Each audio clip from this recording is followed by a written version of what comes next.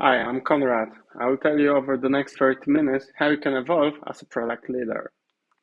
So let me bring you with the agenda first. We'll start with how to recognize that you need this change.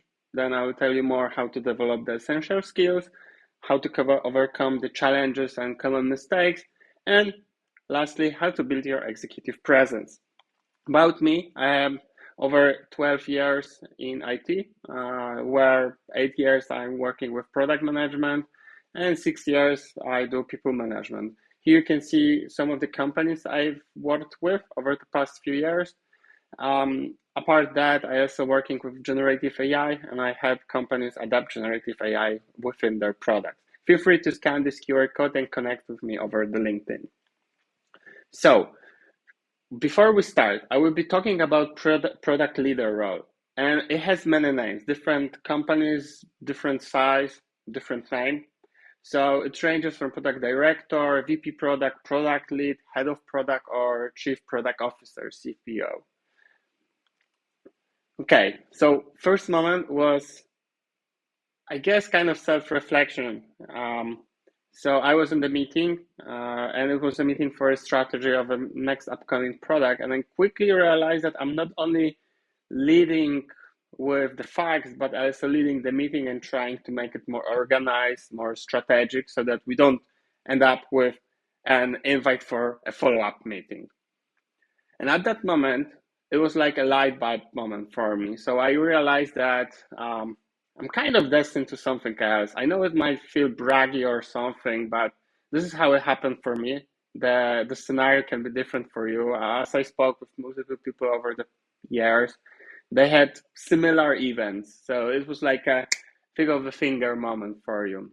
And what happened to me get through this moment is that basically, as a product manager, you already have quite a good foundation to be an executive.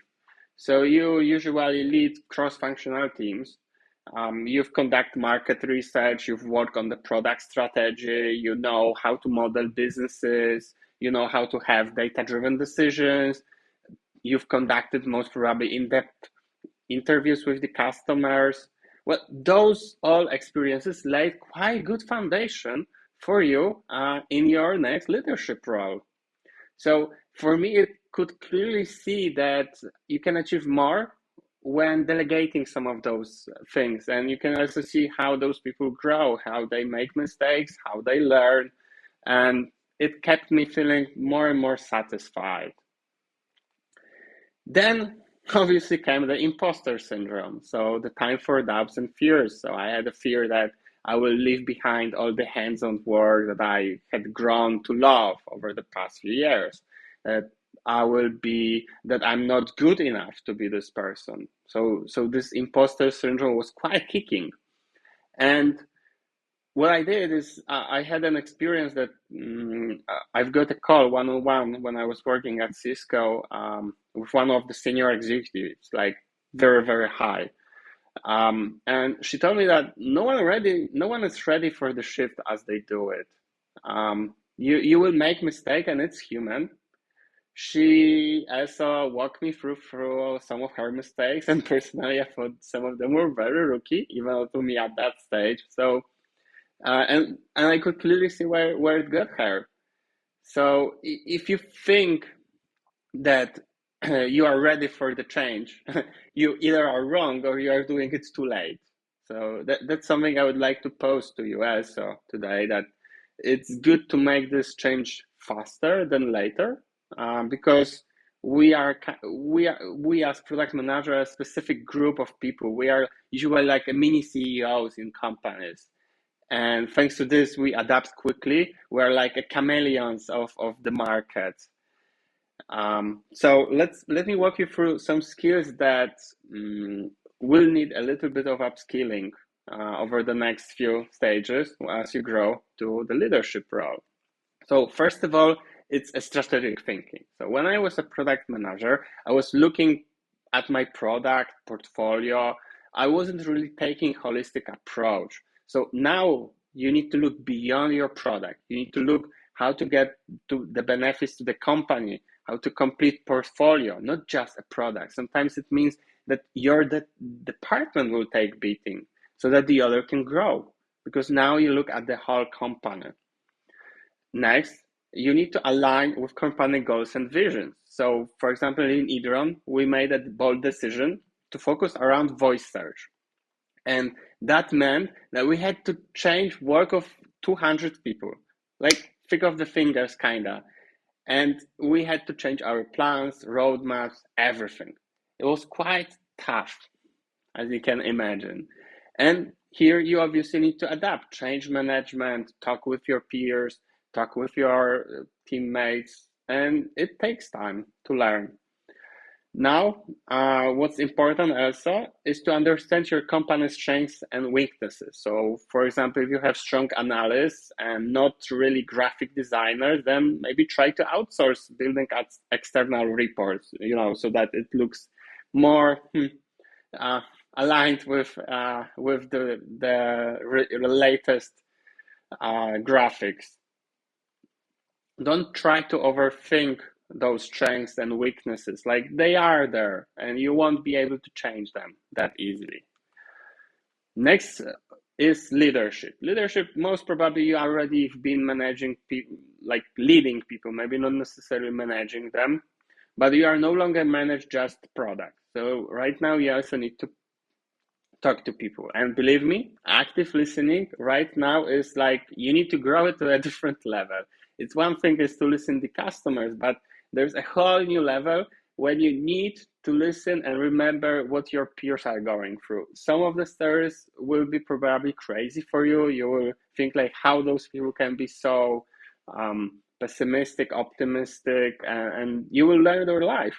But that's something that makes this work more humane, and it will help you also grow your emotional intelligence. You will see how they react, how they handle emotions, and hopefully you will grow by this too. So rather, I would actually say that work is a good place for emotions. The case is how you show those emotions. So if everyone can read you like an open book, then yeah, that's something you need to work with. Next one is obviously you need to empower your people, inspire them, support them. At this stage, you most probably have some personality tests taken, like DISC extended. So DISC will tell you how influential you can be versus how much dictator style of leadership you have. And you need to work them through, because you won't really change those personality traits easily either. But you can always work this around. You can inspire people by storytelling. You can be more friendly by going out with them, listening to them. And lastly, that's something totally new for sure. As you are in this role, you will need to clearly define what actually the product roles are in your department, in your team. So what are the responsibilities of product managers? What are the responsibilities of engineers, product designers, analysts, depending what the structure is. And once you do it, you need to get buy-in from other executives, from other people leaders in your company, so that they also understand what your team members are doing, what they are responsible for, and what their teams can contact them about, how they can help each other. Lastly, before we go into my mistakes, let's talk about delegation and building trust. So first thing, once you get into this role, usually is, well, the trap of doing everything alone. So you've been doing it for a few years, and most probably you will do it better than your peers. That's a bad idea. First of all, you will spread super thin. So you already are spreading thin, because you need to do all the administrative stuff, people management, so like one-on-ones, calls with executives. So you will already have quite packed schedule. Don't make it worse by trying to do everything alone. Practice delegating. So it's not really easy as you think. Like, probably you've at this stage used ChatGPT. And how easy was it for you to make it things that you've asked for? So for example, you asked for a list and suddenly it gives you a few acapits of text. Well, that's quite a stretch assignment for you, because one thing is good, that people will learn from their mistakes. Large language models, not yet. So if you tell person that they've made a mistake or you expect something else, next time they will do it. And what's important is that you should be there for your team as they are learning. You should give them advice, but not force it. So wait for them to ask and remind them that they can approach you. So be approachable for them. And be ready to do it with them for the first time. Maybe it's a hard task, maybe it's not. Leave it up to them. Once you delegate, however, don't make decisions for them. So if you ask your teammates into guiding, into making the right decision, but not make them, don't make those decisions for them. So guide them, but don't take their decision making. It's the part of empowerment that they make their decisions. And obviously the trust works both ways. So if you do not trust people you delegate, they will not trust you with your decisions. So keep that in mind. Now, let me walk you through some of the mistakes other product leaders usually are having once they grow to this role. So first one is micromanagement. I think it's quite obvious. You are hands-on, detail-oriented person.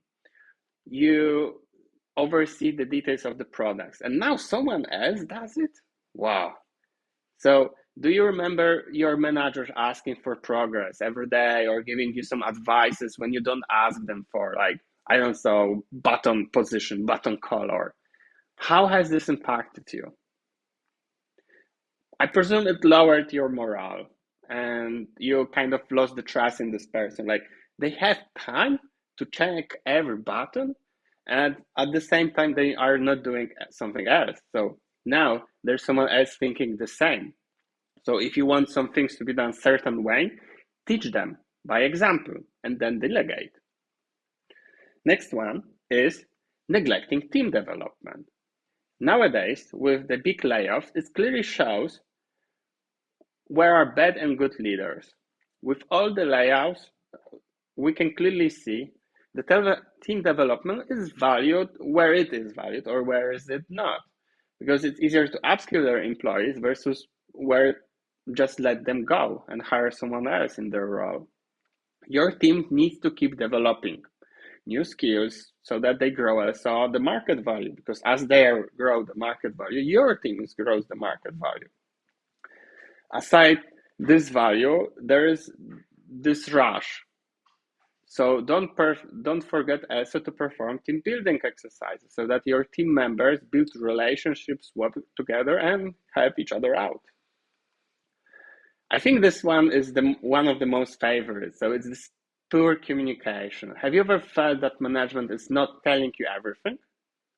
Well, guess now you are the management. Your audience now changed. Now you need to clearly articulate strategy and the roadmap. After each such event, ask for feedback, especially in the beginning. But I actually been doing it always. So when you present those roadmap, those changes, anything, start with why, like Simon Sinek says. It helps to make sure you prepare for such events, because now you need to think why something should be happening, why those people need to hear it. And even if you have been improvising for similar events in the past, make sure now you prepare. Walk through some of those sentences before you go on stage. Fourth one is, I once made a mistake of becoming too focused on internal metrics. I've kept neglecting to keep a pulse on market. And as a result, we are in the same spot. Like, we've been inside our bubble. So instead of making disruptions as startups should, we've been in the same place. This experience taught me the importance of regularly engaging with customers, industry events, staying updated with the trends, maybe some newsletters.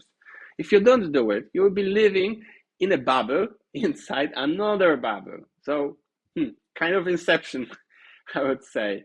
And let's go to the last mistake. And I think it's the most significant one. All the great words doesn't mean much if you can get the right product idea into hands of the customers. So you can really spend months developing the idea, successful 6 months plan. However, it will cost you months of delivering. So you need to learn to experiment, what sometimes mean that you need to grow different skills. You need to change a little bit culture of your team. But follow along with those topics. Like, try to be ambitious even when the numbers are against you. Make sure you are not prisoner of processes, but a missionary of principles. So follow guidelines, no specific steps. Like, be in the gray area. It's fine at this stage. What's important is that you deliver. So you agree on the 1 month stage, 2 month stage, or what's your release cycles. And each release cycle, you actually deliver what you've promised. And obviously, this execution depends heavily on your team's ability to work effectively. This drove me into switching from Agile to Shape Up. Maybe that's also something that will work for you too. So I highly recommend Shape Up from Basecamp. It kind of flips the way how you think about delivery too. Okay, so now let's move to the last topic, building executive presence. Wow. You most probably have some presence right now in your company or in social media, but this one needs to be a little bit different. So first of all, you should have a strong personal brand. So be a thought leader, like be a product mindset ambassador in your company. So for example, drive regular meetings where you dive deep into your competition and present an analysis of their product, marketing, website, so that we see where they are focusing on and that the company understands it. Build your LinkedIn presence. As an executive, you are actually expected to use your network to benefit the company in various ways, such as hiring, new business, partnerships. Book this time weekly to work on your LinkedIn, or even daily, depending what's your company, where you are, what's the stage already. So like post on LinkedIn, outreach potential customers, and comment on industry experts posts. There are few marketing materials how to grow your LinkedIn presence. So yeah, tag along. Now, you need to work also on your presence on some events. So there will be events that your marketing team asks you to be, or your CEO or other executives, and you will need to go there and show your product. Participate in industry meetings, join and conferences, and you are now your company's face. Now you go for a conference not to learn, but to talk. Maybe you give a presentation, maybe you network with the partners. So mostly I spend time on networking areas right now on the conferences. I usually have a booked calendar like week before it starts. Most of the conferences has some matchmaking apps. Take benefit of using them. Next, develop a strong relationship with other executives in the company. I've already mentioned it a few times, but you need to get to know other executives. Be curious about them. They will help you to achieve your success in your role, as they are longer in it than you are. Maybe some of them joined recently, this group of executives. Maybe someone had similar background that you have. It's quite similar that product executives work closely with engineering executives. They usually have the same backgrounds. Maybe CEO has similar backgrounds. Make sure you have regular checks with them. It can be a meeting, it can be a coffee. It doesn't really matter. What you should do is align with them department ways. Check what their department is doing, where they are struggling. Tell them where you are struggling, or tell them what you have achieved, what you have been working on recently. Be honest with them. Get to the point and think holistically with it. So don't really look at small parts, because they most probably not understand those details that you work with. While you might have the most meeting with the engineering team or support, Do not forget about HR and finance. You could be surprised how much you can learn from them. They might be closer to your customers on the daily basis than you think. And lastly, build an alliance with other executives. I've been actually exchanging favor with them. So, for example, you grab few of their people for a design sprint, and then you, for example, join more customer meetings, or maybe you go for one more conference, or you will write a LinkedIn post or article for them.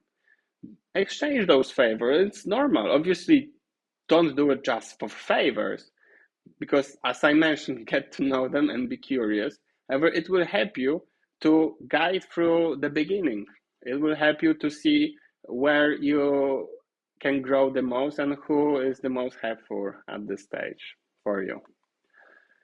Now, you need to also a little bit change how you communicate. You need to communicate effectively. So when you say something, everyone will need to understand it. So when you say, for example, vision and strategy regularly to different stakeholders, you should use different media of this. So emails, documents, videos, meetings. I've been, for example, recording my strategy updates as a short videos, aside of just a text, plain text. So I've been sharing both because they are visual and text-based learners. And what will be new for you, most probably, is shareholders meetings. Again, it will depend how the company is structured, but this is quite a new stage. So shareholders are usually investors plus board. You might be in the board depending, again, on the company. So the goal is one, you need to share progress. You need to highlight achievements, share short-term plans, for example, what you're gonna do next month, next week, and you need to be specific, measurable, and to the point without going into technical details. So let me give you an example. We've launched a redesigned onboarding experience, which resulted in a 30% increase in user activation. It's measurable, like 30%. It tells us what we've done. So redesign of onboarding platform. And yeah, it tells us that something actually happened. So the launch of it. No need to go into the details, how the launch was organized, how specifically we've redesigned it, unless you are prompt to a detailed question. So be ready also with the details on the side, but well, you are managing the team, so you should know what they are doing. Lastly, it's time to demonstrate your strategic impact. So as I've mentioned, I've been recording like regular strategy updates for the company. So each of these updates should show alignment with company goals. So how does your department contribute to company objective? For example, we've conducted market research, which resulted in development of a new product line that successfully launched in 3 new countries, contributing to a 20% increase in overall revenue. So we could clearly see what we've been doing. We've been conducting market research. It helped us it resulted in a new development of a product line. And thanks to this, we increased the overall revenue. Usually, one of the objectives for companies, especially startups, is to increase revenue. Okay, now you also need to drive your team's metrics. So when you launch a new feature, explain how it impacted overall user engagement. Maybe retention grew, maybe the performance of the application grew. So now you need to explain why your teams is in here. So how does it contribute to those changes? How many things we are releasing, and be consistent with it. So if your strategic updates are regular, for example, once a month, be ready always to do it. You can also invite your team members to do it if you can't. Maybe you are on holidays. It's fine. Just make sure you delegate to the person. The person knows what she or he needs to do.